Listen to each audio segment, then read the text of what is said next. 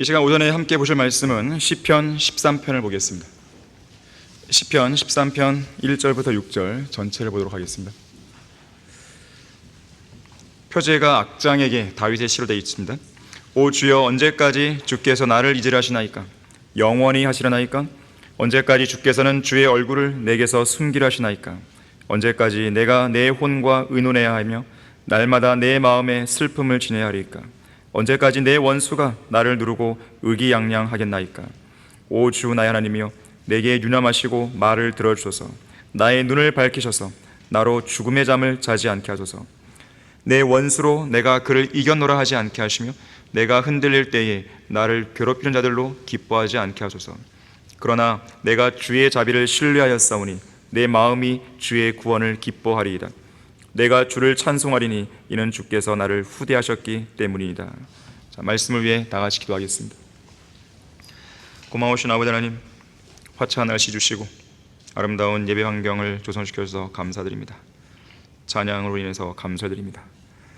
이 시간 저희들의 마음을 말씀으로 먹여주시고 영적 양식이 되게 하시며 그 말씀이 살아 역사할 때 우리 마음과 생각에 많은 변화가 있도록 해주십시오. 저희들은 주님의 도우심이 필요합니다. 마귀의 방해를 막아주십시오. 이 말씀이 강력하게 이 시간 우리 가운데 역사하게 해주십시오. 모든 것을 주님께 의탁드립니다. 주 예수 그리스도 이름으로 기도했습니다. 아멘. 하나님의 침묵이라는 주제로 설교하겠습니다. 이 세상에서 가장 한심한 사람들이 모여있는 두 집단이 있습니다. 하나는 진화론자들이고 다른 하나는 철학자들이에요. 진화론자들은 진화의 증거를 찾는답시고 어제도 오늘도 내일도 모레도 하루 종일 비싼 밥 먹어가며 연구비를 축내고 계속해서 땅을 파고 화석을 발굴하고 있습니다. 하지만 화석이 발견될 때마다 창조주 하나님께서 모든 동물과 식물을 종류대로 창조했다는 사실과 노아의 대홍수를 통해서 전 지구를 심판했다는 증거만 드러날 뿐이죠. 또한 철학자들은 내가 무엇을 알 수 있는가라는 질문을 시작하면서 하루 종일 사무실에 앉아 게으름을 피우며 생각하고 또 생각하고 의심하고 또 의심하고 논쟁하고 또 논쟁하지만 궁극적으로 그들이 도달한 결론은 나는 아무것도 알아내지 못했다는 허무한 뿐입니다. 그래서 소크라테스처럼 너 자신을 알라는 쓸데없는 말만 늘어오는 것이죠. 그 하나 배우려고, 그 하나를 깨달으려고 평생을 들여서 철학했단 말이에요. 이들 철학자들은 비싼 밥이나 축내며 하루 종일 철학과 씨름하면서도 다음과 같은 18가지 질문에 대해서는 감히 논의조차 못했고 당연히 그에 대한 어떤 지혜로운 답변도 내놓지 못했습니다. 제가 이제 18개를 말하고자 하는 것은 욥기에 나오는 질문들입니다. 욥기는 현존하는 책들 중에서 가장 먼저 기록된 책이고 인생의 근본적인 질문들을 다루고 있습니다. 이를테면 이런 질문들이에요. 욥기 3장 23절에서 그 길이 감춰진 사람에게 어찌하여 빛을 주셨는가? 4장 17절에서 죽을 인간이 하나님보다 더 의롭겠느냐? 사람이 자기의 창조주보다 더 순결하겠느냐? 7장 17절에서 사람이 무엇이기에 주께서 그를 높이시나이까? 9장 29절에서 내가 악할진대 어찌 내가 헛되이 수고하리이까? 11장 7절에서 내가 찾는다고 해서 하나님을 찾아낼 수 있겠느냐? 또 11장 7절에서 내가 전능하신 분을 완전히 찾아낼 수 있겠느냐? 14장 10절에서 그러나 사람은 죽으면 소멸되나니 참으로 사람이 숨을 거두면 그가 어디 있는가? 15장 14절에서 사람이 무엇이기에 깨끗하겠느냐? 여인에게서 태어난 자가 의로워질 수 있겠느냐? 21장 7절에서 어찌하여 악인이 살고 늙도록 살며 정령 권력이 막강해지느냐? 22장 2절에서 사람이 하나님께 유익할 수 있겠느냐? 25장 4절에서 그렇다면 어찌 사람이 하나님과 더불어 의롭게 될 수 있겠으며 여자에게서 태어난 자가 어찌 깨끗해질 수 있겠느냐? 28장 20절에서 그러므로 지혜는 어디서 오는가? 명철이 있는 곳은 어디인가? 35장 3절에서 내가 내 죄에서 깨끗이 되면 나는 무슨 이익을 얻을 것인가? 35장 10절에서 나를 지으신 분 하나님, 즉 밤에 노래를 주시는 분은 어디 계시는가? 40장 8절에서 뇌가 나를 정죄함으로써 뇌가 의롭게 되렸느냐? 하나님께서 욥에게 하신 질문이죠. 42장 3절에서 지식 없이 이치를 가리는 자가 누구니까? 자, 이러한 질문들은 매우 장엄하고 무게가 있는 심오한 질문들입니다.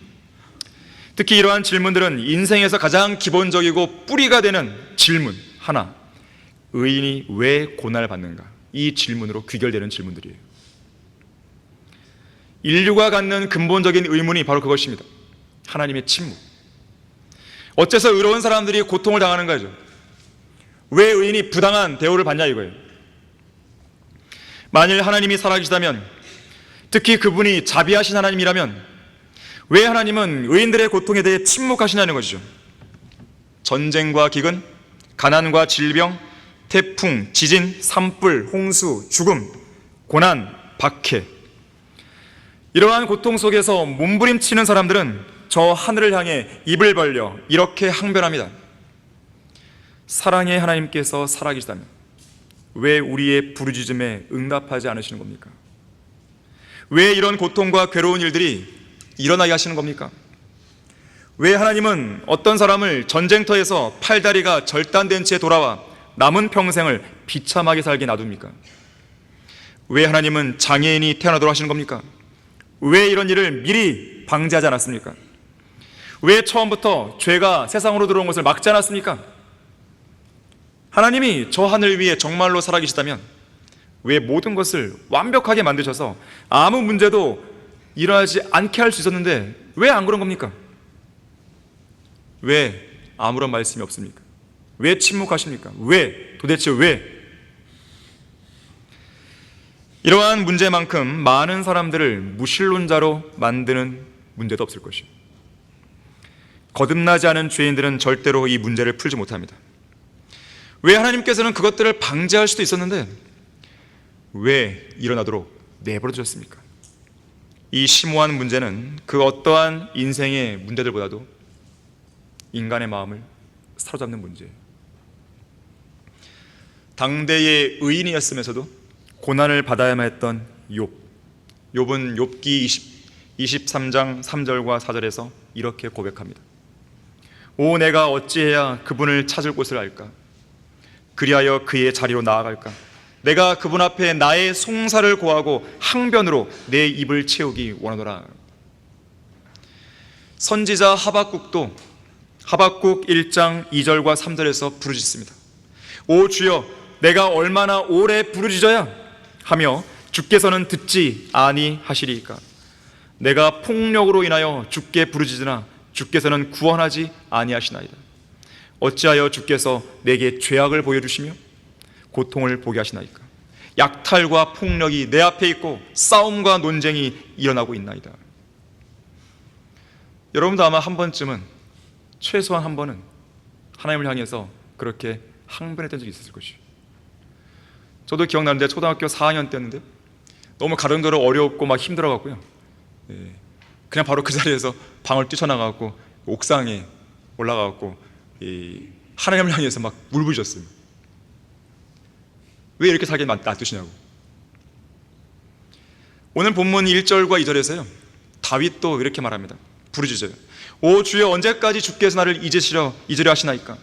언제까지 주께서는 주의 얼굴을 내게서 숨기려 하시나이까? 언제까지 내가 내 혼과 의논해야 하며, 하나님과 이야기하고 싶은데 언제까지 내 혼과 의논해야 하며 날마다 내 마음에 슬픔을 지내야 하리까? 언제까지 내 원수가 나를 누르고 의기양양하게 나이까? 저 범죄자들 보십시오. 저는 떳떳한데 왜 저자들 가만 놔두십니까? 왜 우리에게 불이익을 주도록 놔두신 겁니까? 언제까지? 도대체 언제까지? 도대체 언제까지 하나님은 침묵하시는 겁니까? 자, 하나님은 왜 침묵하시는가? 첫 번째로, 하나님의 침묵이 징계일 때가 있습니다. 종종 징계일 때가 있어요.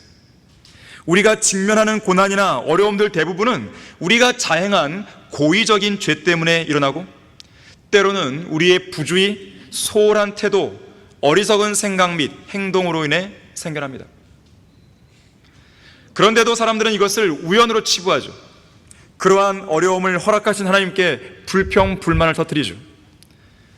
갈라디아서 6장 7절은 우리에게 말씀합니다. 사람이 무엇을 심든지 그대로 거둘 것이라고 했어요. 자, 하나님의 강한 침묵이 흐를 때 그 침묵은 과거에 자기가 잘못 심은 것에 대해 슬프고 쓰디쓴 열매를 거두고 있는 신호라는 것을 기억하십시오. 그걸 먼저 가장 인식하셔야 돼요. 그리고 즉시로 자백하고 돌이킬 죄들이 없는지 스스로를 돌아봐야 됩니다. 어느 유명한 설교자가 이렇게 말했어요. 많은 사람들이 씨를 뿌려놓고는 남은 시간을 기도만 하느라 농사는 망쳐놓는다. 우리가 뿌린 씨앗이 자라나지 않고 있다면 그것은 경작할 책임이 있는데도 경작하지 않은 우리의 잘못이지, 그것을 두고 왜 하나님은 일을 안 하시죠? 왜 하나님은 침묵하시죠? 그런 볼멘 소리를 하면 안 되는 것이죠. 이유 없는 침묵은 없습니다. 왜 그럴까요? 이유 없는 고난이나 어려움은 없기 때문에 그렇습니다. 시련은 뜬금없이 찾아오는 게 아니에요. 우리의 부주의함이 재앙을 초래합니다. 우리의 불순종이 징계를 불러옵니다. 우리의 죄가 하나님으로부터 내려오는 그 좋은 것들을 다 막아버리는 것이죠. 예레미야 5장 25절에서 너희의 죄악이 이러한 일들을 쫓아버렸고 너희의 죄들이 너희로부터 선한 것들을 거두어갔다 그랬어요. 다 가져버린 거예요. 항상 죄가 문제입니다. 인생에서 가장 큰 문제는 죄예요. 죄로 인해 인간은 타락했고 셋째 하늘에 계신 하나님의 영광에 이르지 못했고 결국 죽어서 지옥 가죠. 죄 중에서 가장 크고 심각한 죄는 믿지 않는 죄입니다. 예수 그리스도를 구주로 믿지 않는 그 죄가 인간을 하나님으로부터 영원히 분리시키기 때문에 그렇습니다. 거듭난 그리스도인의 생애도 마찬가지예요. 역시 죄가 문제예요. 죄가 이미 구원받은 성도를 지옥으로 보내지는 못한다 해도 실로 많은 것들을 잃게 만듭니다. 구원만 빼고 다 잃게 만드는 것이죠. 간증 잃고 하나님과의 교제를 잃고 상급과 유업을 잃고 기쁨과 평안을 잃고 기도 응답과 생의 보장을 잃고 건강과 생명을 잃고 그야말로 모든 걸 잃게 만듭니다. 무엇보다도 징계에 따른 고난과 어려움이 뒤따르죠. 이렇듯 하나님의 강한 침묵은 우리가 고의로 저지른 죄악들이 초래한 가장 큰 괴로움이자 가장 큰 두려움입니다. 이러한 침묵은 우리로 하여금 온종일 신음하게 만들고 우리의 뼈를 쇠잔하게 만들며 밤낮으로 우리의 마음을 강하게 짓누르죠. 다윗은 시편 28편 1절에서 이렇게 부르짖습니다. 오 주 나의 반석이시여 내가 주께 부르짖으리니 내게 잠잠하지 마소서. 주께서 내게 잠잠하시면 나는 구덩이로 내려가는 자들과 같이 될까 하나이다. 우리가 죄를 짓는 순간 우리 마음속에는 빛이 물러갑니다. 즉시로 어둠의 장막이 드리우죠. 우리 안에 계신 성령께서는 말할 수 없는 신음으로 슬퍼하십니다. 우리 안에 밝혀져 있던 빛과 조명을 다 꺼버리시죠. 하나님의 영광과 능력도 사라지게 만듭니다. 그와 같은 하나님의 침묵 속에 우리 마음속에는 영적 암흑과 불안감과 초조함이 서서히 엄습해 옵니다. 아무리 성경을 읽고 또 읽어도 아무런 깨달음도 없고 어떤 감동도 어떤 도전도 느낄 수 없어요. 간절히 무릎 꿇고 기도하고 또 기도해도 묵묵부답이신 하나님을 맞닥뜨립니다. 하나님의 침묵은 우리를 두렵게 만들어요. 앞을 봐도 안 계시고 뒤를 봐도 안 계시고 위를 쳐다봐도 주위를 둘러봐도 하나님의 손길이 전혀 느껴지지 않을 때 우리의 마음은 점점 불안해져만 가고 근심 걱정만이 우리 마음속에 켜켜이 쌓여가게 됩니다. 징계를 위한 하나님의 침묵이 우리 마음을 강하게 억누를 때는 죄를 자백하고 버리고 돌이키는 것만이 하나님의 침묵을 깨는 유일한 방법입니다. 시편 32편 5절에서 다윗이 말하죠. 내가 말하기를 내가 내 죄가들을 주께 자백하리다 하였더니 주께서 내 죄의 악을 용서하셨나이다. 그래서 오늘 본문 5절에서도 내가 주의 자비를 신뢰하였으니, 죄를 지은 성도에게는 하나님의 자비가 필요한 것이죠. 용서해달라고 자비가 필요한 것이죠. 내가 주의 자비를 신뢰하였사오니 내 마음이 주의 구원을 기뻐하리이다. 하나님은 왜 침묵하십니까? 두 번째로, 하나님의 침묵은 하나님의 질투의 강한 표현입니다. 하나님은 질투하시는 하나님이시죠. 그분의 사랑하시는 성도가 세상의 모든 것으로부터 온전히 성별하길 원하세요. 그 모든 것들로부터 완전히 결별한 후 오직 하나님께 더 가까이 밀착하고 더 간절히 주님께 매달리기를 원하십니다. 주님은 그분의 성도들의 관심을 원하세요. 성도들의 사랑을 기다리십니다. 하나님께 속해 있는 성도가 하나님보다 다른 누군가를 더 사랑하면 주님은 불쾌하게 여기십니다. 질투하시는 거죠. 그리고 성도가 주님을 향해 온전한 사랑을 표현할 때까지 입을 다문 채 침묵하며 기다리세요. 성경은 이것을 가리켜서 경건한 질투라고 말하는 것이죠. 경건한 질투는 올바른 감정이고 올바른 질투입니다. 신명기 5장 9절에서는 나 주 너의 하나님은 질투하는 하나님이라고 분명히 말씀하고 있어요. 자, 이 말씀은 우상 숭배를 금지하고 다른 신을 섬기지 말라고 하시는 명령에서 나온 겁니다. 하나님만 섬기라는 것이죠. 출애굽기 34장 14절에서도 너는 다른 신을 경배하지 말지니 그 이름이 질투인 주는 질투하는 하나님임이니라 그랬어요.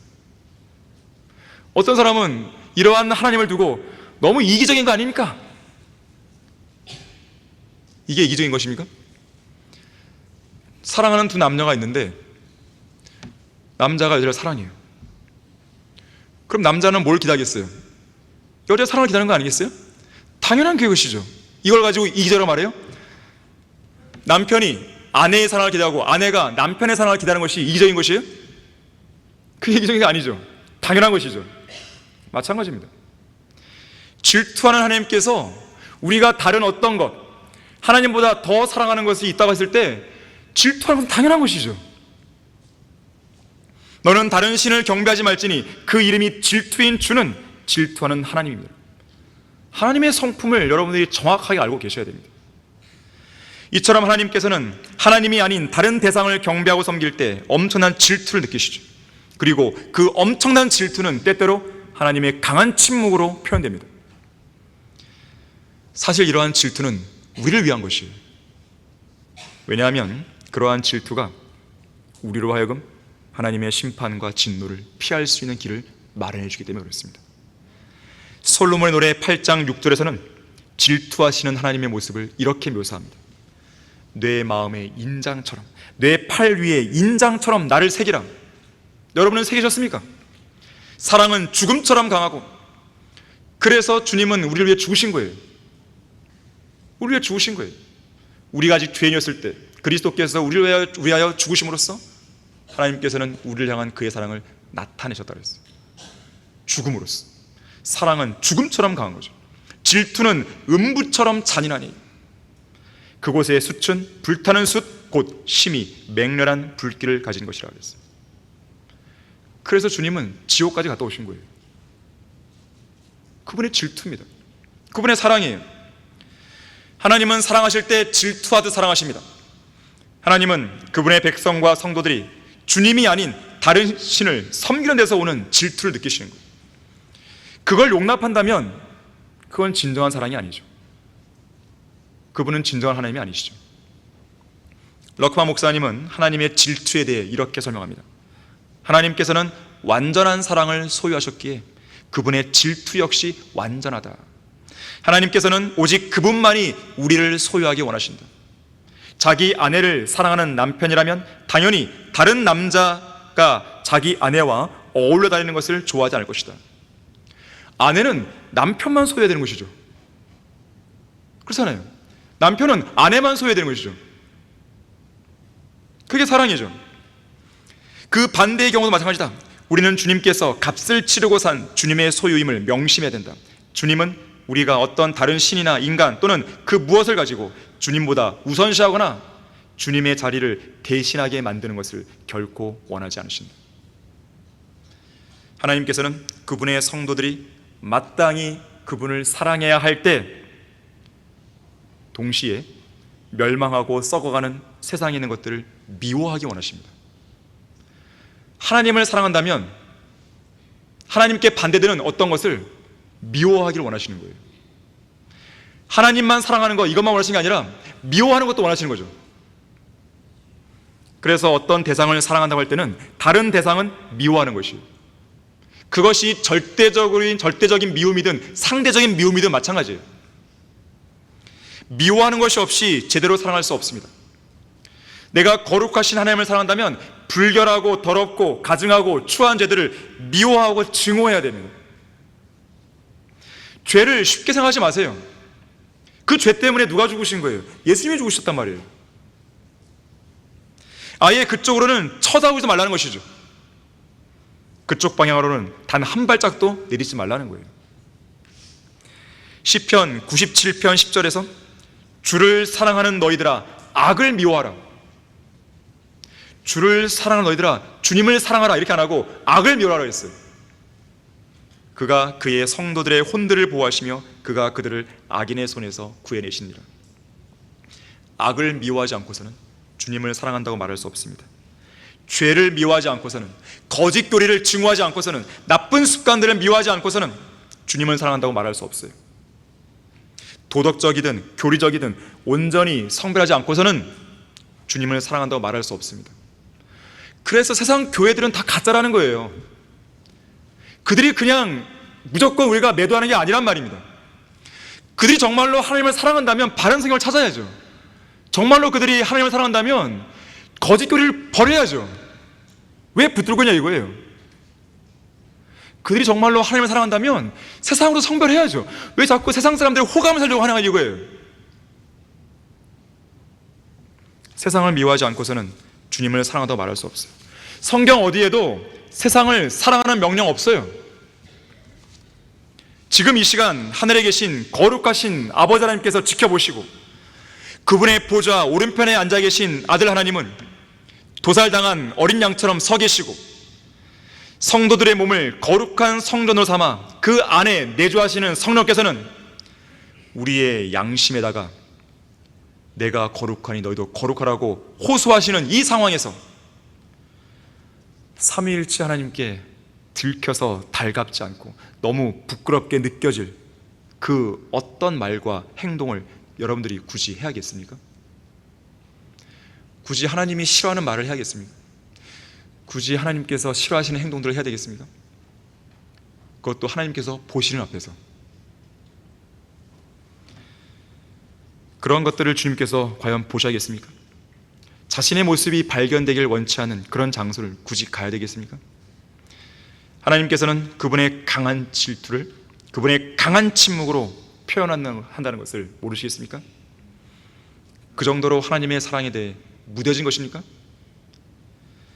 하나님은 왜 침묵하십니까? 세 번째로, 하나님의 침묵은 하나님의 강력한 메시지입니다. 반드시 말을 해야 메시지가 전달되는 게 아닙니다. 때로는 침묵이 그 어떤 말보다도요 강력하게 메시지를 전달하는 경우가 있습니다. 시편 19편 1절부터 4절에서요 하늘들이 하나님의 영광을 선포하고 창공이 그의 손으로 하신 일을 나타내는도다. 낮은 낮에게 말하고 밤은 밤에게 지식을 보여주니 말도 없고 언어도 없으며 그들의 음성도 들리지 않으나 그들의 선율은 온 땅을 질러 뻗어나가고 그들의 말들은 세상 끝까지 다다랐다 그랬어요. 저 하늘의 창공과 해와 달과 별들을 보세요. 저 산과 바다와 동물들과 식물들을 보세요. 자, 산이나 바다나 하늘의 별들이나 창공이나 어떤 말이나 언어가 없다 하더라도 압도적으로 하나님의 위대한 영광을 드러내고 있잖아요. 말이 없어도 강력한 메시지를 주고 있습니다. 침묵은 가장 강력한 언어라 그랬어요. 어떤 말보다도 위대한 언어라 했습니다. 어떤 사람은 말했습니다. 아무것도 말할 필요가 없는 때에 침묵은 분별력이 있는 웅변이라고 했어요. 또 어떤 사람은 말하기를 당신의 혀를 조용히 쉬게 하는 것이 현명한 머리라고 그랬어요. 무슨 말입니까? 침묵은 가장 현명한 대답이 되는 거예요. 벤자민 프랭클린은요, 개미 아시죠? 개미보다 설교를 더 잘하는 사람은 없다. 그런데 개미는 말이 없다. 개미를 통해서 우리가 많은 교훈을 얻잖아요. 성경에서도 개미에 가서 배우라 했습니다. 가서 개미한테 뭘 듣습니까? 듣는 게 아니잖아요. 개미가 우리에게 뭘 말을 합니까? 침묵을 지키지만 강력한 메시지를 우리에게 주고 있죠. 어떤 여인이 정신과 의사를 찾아가서 이렇게 하소연했다고 그래요. 선생님, 저는 더 이상 남편과 함께 살지 못하겠어요. 그 사람은 너무 신경질적이고 잔소리가 심합니다. 의사는 한참 고민하다가 다음과 같이 처방을 내렸다고 합니다. 우리 병원 옆에는요, 아주 신비한 샘이 하나 있습니다. 이 샘물을 한 통 길어서 집으로 가져가세요. 남편이 집에 들어올 그 시간에 반드시 이 샘물을 한 모금씩 입에 머금으세요. 절대로 삼키면 안 됩니다. 먹으면 됩니다.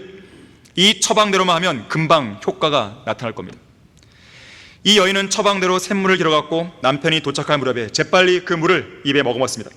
그날도 밤늦게 귀가한 남편은 평소처럼 짜증과 잔소리를 아내에게 퍼붓기 시작합니다. 예전 같으면 이 여인도 맞받아치면서 싸웠겠지만 그날은 처방대로 물을 입에 머금고 있어서 말대꾸를 못했습니다. 얼마의 시간이 지나자 남편은 잠잠해졌어요. 그날 하루가 무사히 지나갔습니다. 그날 이후 여인은 남편이 잔소리를 시작할 때마다 어김없이 신비의 샘물을 입에 머금었습니다. 그렇게 며칠이 지나자 남편의 행동에 변화가 나타났습니다.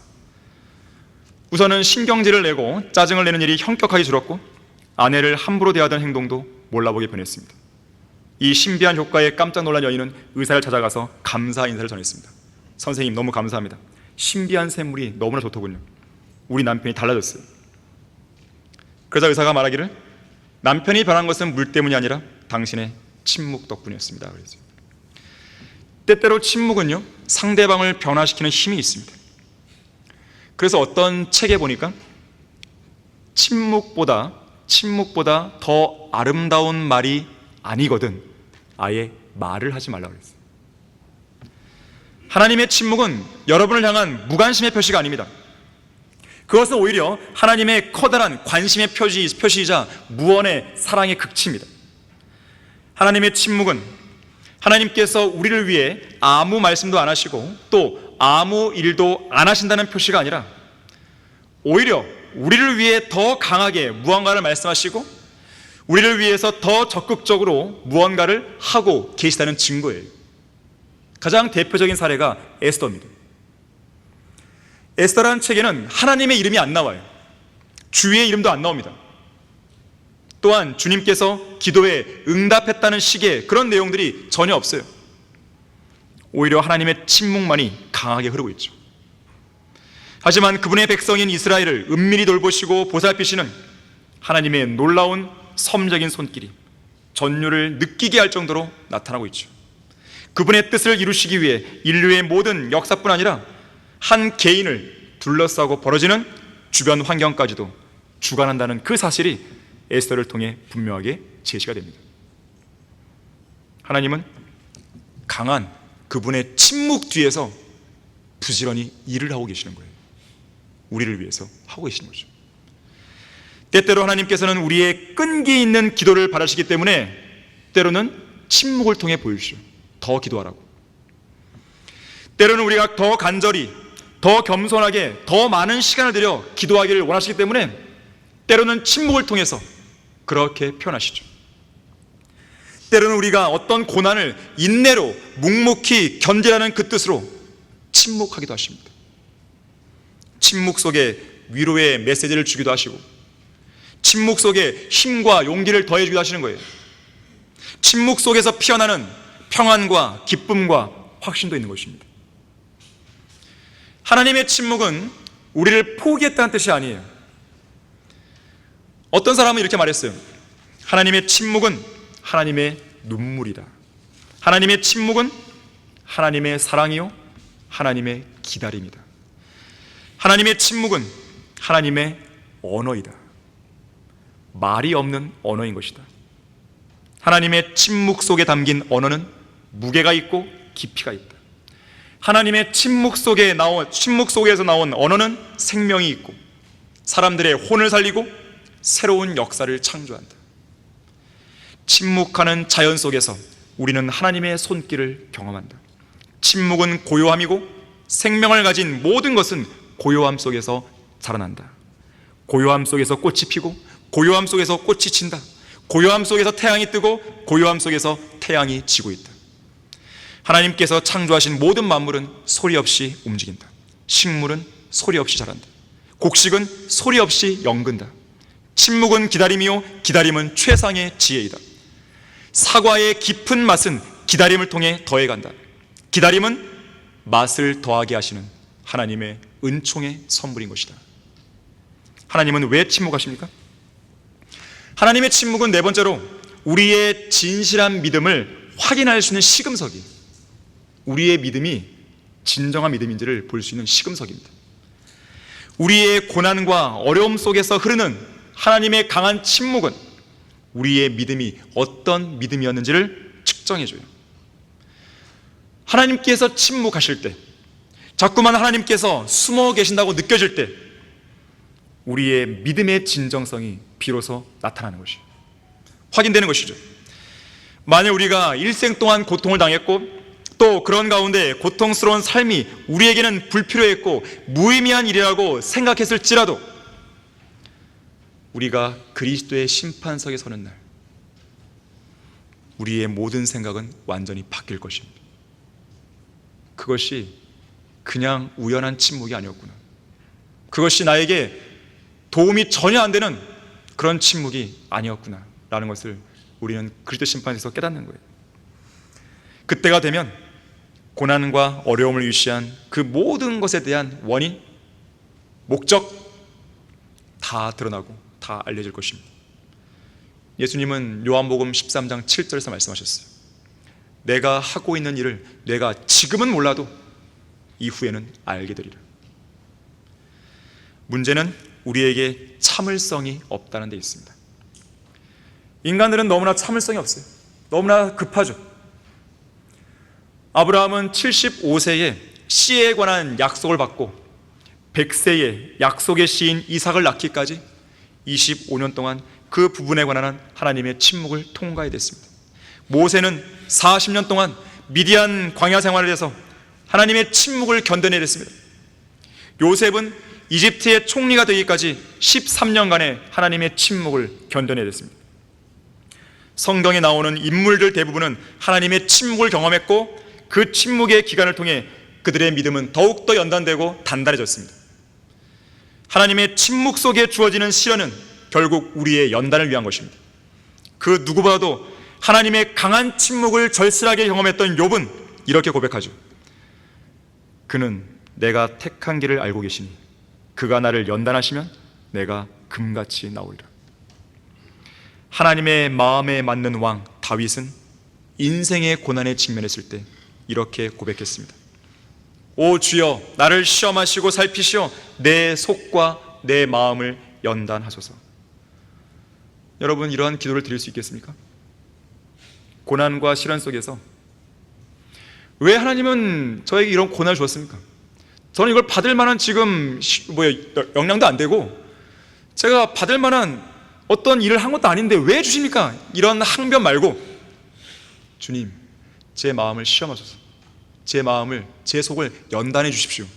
이런 기도가 나올 수 있겠습니까? 하나님의 침묵 속에 주어지는 고난과 시련, 그리고 그로 인한 연단의 과정은 우리의 성장 과정에서 반드시 거쳐야 하는 필수 코스입니다. 그래서 우리 인생에서 일어나는 불같은 시련은 전혀 불필요한 것이 아니라는 거예요. 무슨 큰일이 일어나는 것은 아닌가 하고 이상하게 생각하지 말라는 거예요. 특히나 우리는 그런 시련과 고난을 통해서 하나님의 섭리적인 손길을 경험하죠. 전능하신 하나님께서 우리를 얼마나 많이 사랑하시는지도 경험하죠. 온 우주에는 하나님과 같은 분이 없다는 것도 경험하죠. 그분의 크신 능력과 강하신 오른팔로 우리를 완벽하게 보호하고 도와줄 수 있다는 것도 분명히 알게 되죠. 저 옛날 중세 암흑 시대에 믿음을 지키다가 진리를 지키다가 죽어갔던 순교자를 생각해 보세요. 화형당하는 그 순간에 하나님은 침묵하시잖아요. 어떻게 설명할 것입니까? 하지만 그들은 그 침묵 속에서 자기들의 믿음을 고백하죠. 더 좋은 부활을 얻기 위해서 나는 이걸 견디겠다고. 때때로 우리는 이 세상에서 전혀 이해할 수 없는 고난과 시련을 겪습니다. 하지만 그런 일들이 우리에게 왜 일어났는지 정확한 이유는 저 하늘나라 영광의 집에 이르러서야 알게 될 것이에요. 저는 가끔씩 상담 받을 때에 문제의 원인에 대해서 물어볼 때가 있어요. 어떤 것들은 이야기를 하다 보면 나옵니다. 그래서 그 이야기를 해주죠. 하지만 어떤 것들은 저도 모르는 게 있어요. 저런 거 다 알겠습니까? 그때는 정말 답답해집니다. 눈물이 나요. 제 문제뿐만 아니라 상담자가 상담을 왔을 때 제가 어떤 문제의 원인을 저도 모를 때 답답한 거죠. 근데 모른다고 뭘 할 수 없잖아요. 기도하자 그러죠. 기도하죠. 그거밖에 없는 것이에요. 그것이 가장 최고의 해법이고 또 그것이 저를 할 수 있는 최선의 일이죠. 기도하는 것이죠. 자, 기도해도 모를 수 있습니다. 그런데요, 반드시 원인을 알아야만 답을 찾을 수 있는 것은 아닙니다. 원인을 몰라도 답은 있어요. 어떤 답인가요? 원인 모르는 문제가 있다 하더라도 이 순간 나와 함께 하신 분이 있잖아요. 그건 알잖아요. 그분이 함께 하시면서 이 문제와 이 과정을 같이 통과해 가자는 거죠. 그럼 된 거 아니에요? 그래서 우리는 이 땅에서 원인을 다 몰라도요, 지금으로서는 하나님을 신뢰할 수밖에 없는 거예요. 그게 전부예요. 그리고 기억해야 할 한 가지는 그 위기의 순간에 성도들을 보호하신 하나님은 성도들을 위해서 반드시 움직인다는 거예요. 또한 그런 고난 가운데서 반드시 우리와 함께 한다는 것이죠. 설령 하나님께서 그런 위기와 고난 속에서 침묵을 지킨다 해도 두려워하지 마십시오. 그것은 이유가 있는 침묵이고 또한 모든 일이 합력하여 선을 이루게 하기 위한 침묵일 뿐입니다. 우리 중에 현재 하나님의 자녀로서 고통과 시련과 시험과 환난과 슬픔을 당하는 그런 성도가 있다면 이러한 찬송가 가사를 떠올려 보십시오. 우리는 알게 되리라. 힘내세 형제여, 우리는 알게 되리라. 왜 나의 소망이 산산이 부서지는지 알 수 없으나 하나님의 완전한 계획을 알 수 없지만 언젠가는 분명히 알게 해주시리. 위에 계신 아버지께서 어떠한 깊은 사랑으로 나의 믿음을 시험하시고 나의 사랑을 시험하시는지 나 알지 못하지만 언젠가는 분명히 알게 해주시리. 언젠가 나 주의 얼굴 배울 때 알게 해주시리. 하나님을 의심하면 안 됩니다. 의심이 들 때마다 전적으로 하나님을 더 신뢰하셔야 돼요. 우리를 실족하지 않게 지켜주시는 하나님은 낙심한 자들에게 위로를 주시고 연약한 자들에게 힘을 주시고 지혜가 부족해서 지혜를 구하는 사람들에게 꾸짖지 않으시고 지혜를 주시는 분임을 믿어야 됩니다. 인생의 짐과 무게로 지친 성도들이 그것에 짓눌려 있지 않도록 우리를 떠받쳐 주시거나 그 짐과 무게를 대신 져주기도 하시죠. 자, 이런 사실을 전적으로 믿는가 그렇지 않은가의 여부는, 그 믿음의 진정성은 하나님의 강한 침묵 속에서 그 진가를 발휘하게 되는 것입니다. 하나님은 왜 침묵하십니까? 마지막 다섯 번째로, 하나님의 침묵은 더 놀랍고 더 위대하고 더 신비로운 사역을 수행하시는 과정입니다. 요한복음 11장에 보게 되면 예수님께서 죽은 나사로를 살리시는 기적이 나옵니다. 예수님은 나사로가 죽지 않게 하실 수 있었어요. 못하신 게 아닙니다. 하지만 오히려 예수님은 나사로가 죽을 때까지 기다리셨습니다. 그렇다고 해서 예수님이 나사로를 사랑하지 않으신 거예요? 나사로의 누이들인 마리아와 마르다를 사랑하지 않으신 거예요? 아닙니다. 곧바로 가서 치유해지지 않은 그 이유가 있었던 것이죠. 나사로가 죽었다는 소식을 들었을 때 예수님은 나사로의 집에 가시게 됩니다. 그때 마르다와 마리아가 이렇게 하소연하죠. 주여, 만일 주님께서 여기 계셨더라면 나의 오라비가 죽지 아니하였겠나이다. 왜 이제 오셨습니까? 좀 빨리 오시죠. 절박하고 급박한 상황에서 침묵하신 예수님을 향한 하소연이었습니다. 그러자 하나님의 아들이신 예수님은 그렇게 침묵하신 이유에 대해서 더 위대하고 더 놀랍고 더 신비로운 사역으로 대답해 보이셨죠. 죽은 지 이미 나흘 된 송장을 살리신 겁니다. 이에 대해서 예수님은 요한복음 11장 4절에서 이 말씀을 하세요. 이 병은 죽음에 이르는 것이 아니라 하나님의 영광을 위한 것이라. 이는 하나님의 아들이 그 일로 인하여 영광을 받게 하려 함이라. 여러분이 어떤 고난 가운데 있고 어떤 질병 가운데 있고 어떤 어려운 문제 속에 있었을 때 그거를 잘 통과해 나옵니다. 믿음이 성장한 것이에요.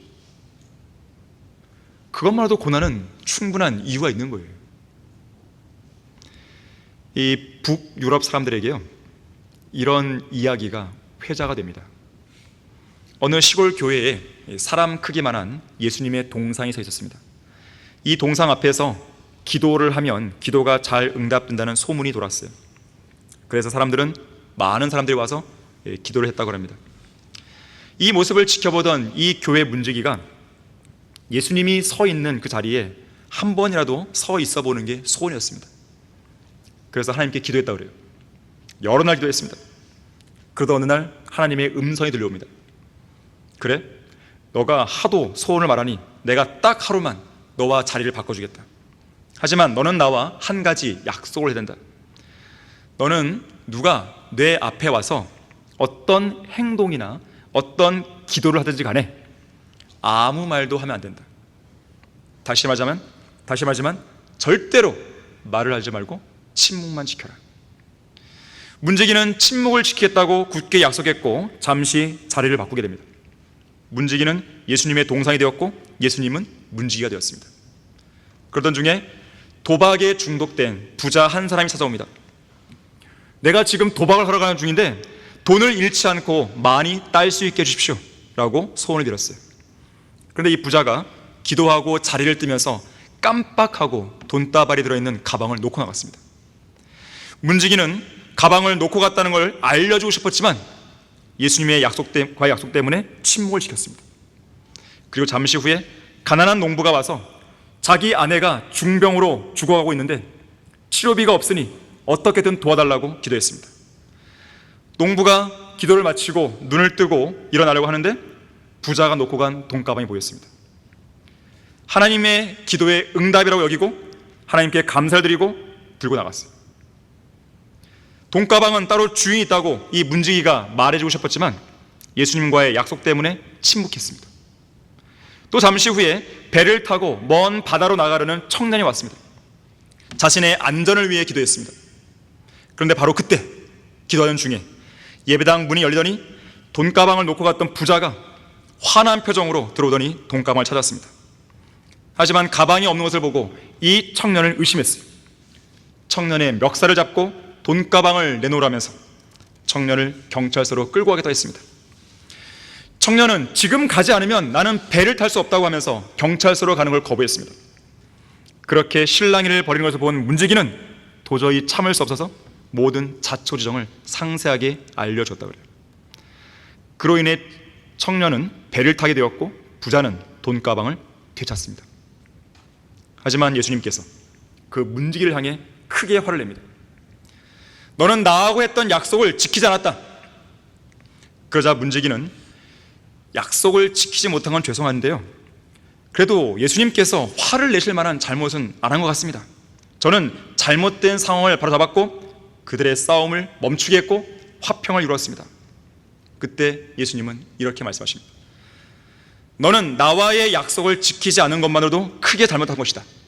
더욱이 너가 개입하지 않고 침묵을 지켰다면 더 좋은 결과가 이루어질 수 있었다는 것을 너는 전혀 알지 못했노라. 부자의 그 돈은 어차피 도박장에서 다 날릴 돈이었다.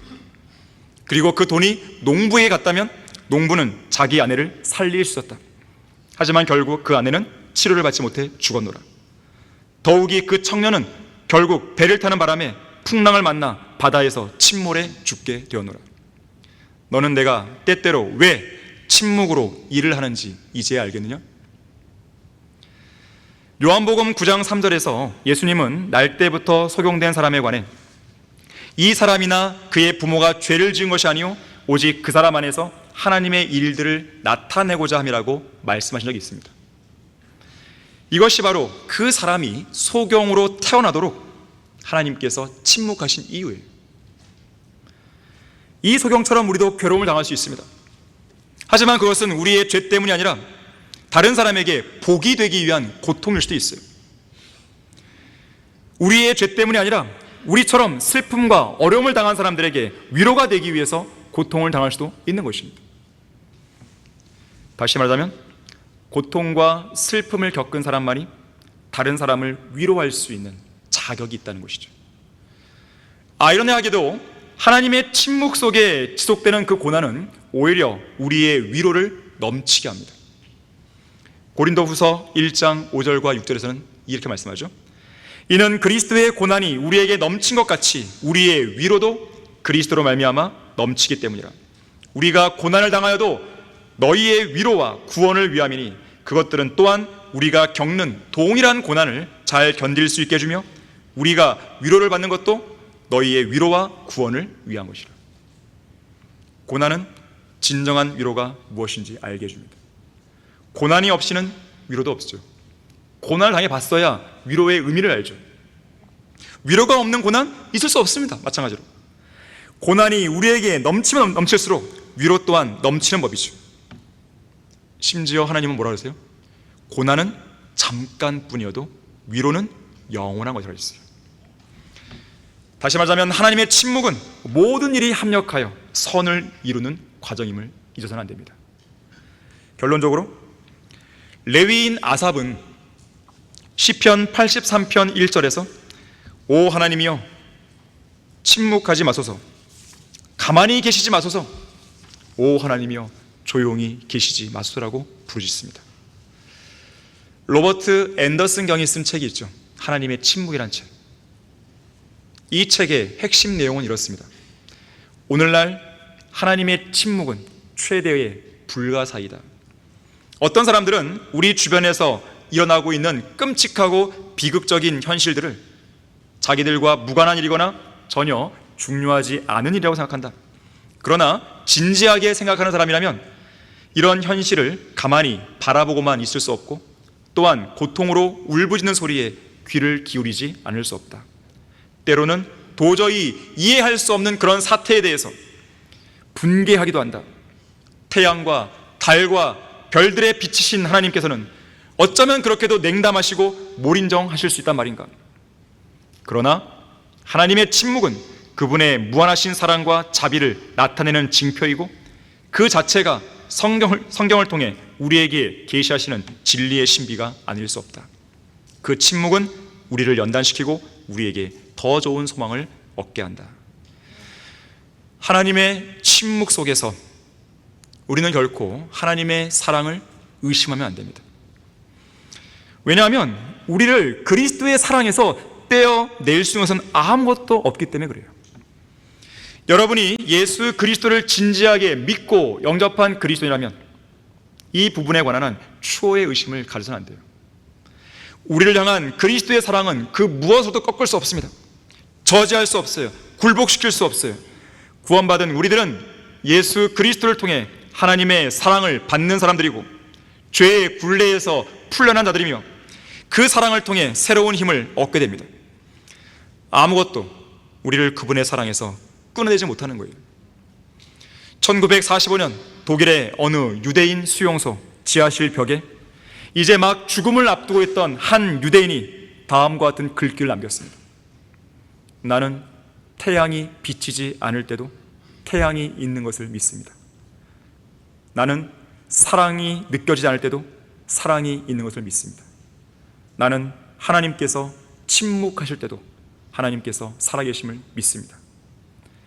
요한복음 13장 1절에서는 예수님은 제자들을 끝까지 사랑했다고 했어요. 끝까지.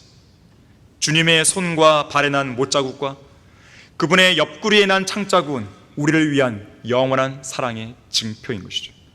그 사랑은 하늘만큼 높고 바다만큼 깊고 우주만큼 넓으며 다가올 영원의 세월만큼 항구적인 것입니다.